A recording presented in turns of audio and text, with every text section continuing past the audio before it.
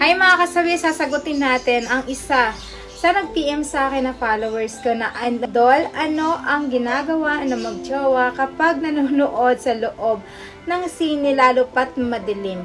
Huwag nyo na lang pong sabihin ang aking pangalan. Sana mapansin nyo po. Ayan mga kasawi. At syempre sasagutin na natin mga kasawi ang kanyang kahilingan. Para sa akin mga kasawi, syempre kapag ka nanonood ang magjowa sa loob ng sinihan, wala naman pong ginagawa para sa akin kasi based on my experience na yung ex-husband ko nanonood kami sa loob ng sine ay wala naman kaming ginagawa. Kung ano yung pinapanood namin is nakapokus lang kami doon. Siguro kapag ka jowa stage or yung mag-boyfriend siguro talaga na ganito, maaaring meron siguro. For example, mag-holding hands. Ayan. Normal naman yun siguro sa magjowa na kapag nanonood sa sine, yung alam mo yung moment lalo kapag ka love story yung pinapanood ninyong dalawa. Syempre ang ginagawa ninyo is karaniwang na mag-holding hands. Siguro yakap, ayan. At syempre higit sa lahat yung magkikiss sila, yung kissmak lang. Pero grabe naman sa magbabae or lalaki magjowa na talagang pupunta lang sila doon para may gagawin sila, 'di ba? Parang napaka-dirty mind naman yun kapag ganun talaga yung gagawin nila.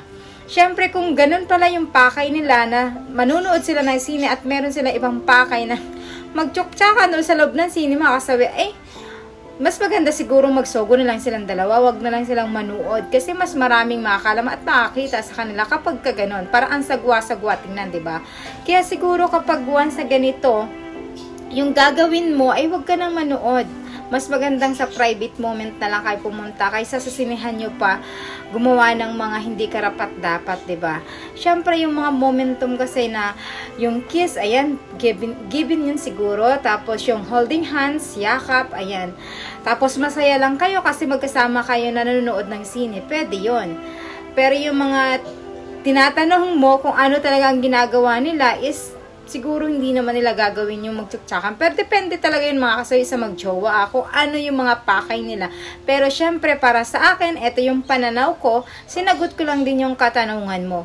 Syempre kahit sino naman siguro na magjowa. 'Di ba? Kahit tayo, tuwang-tuwa naman tayo na nakakasama natin yung boyfriend natin na manood. Syempre andun kasi yung excitement, kinikilig ka.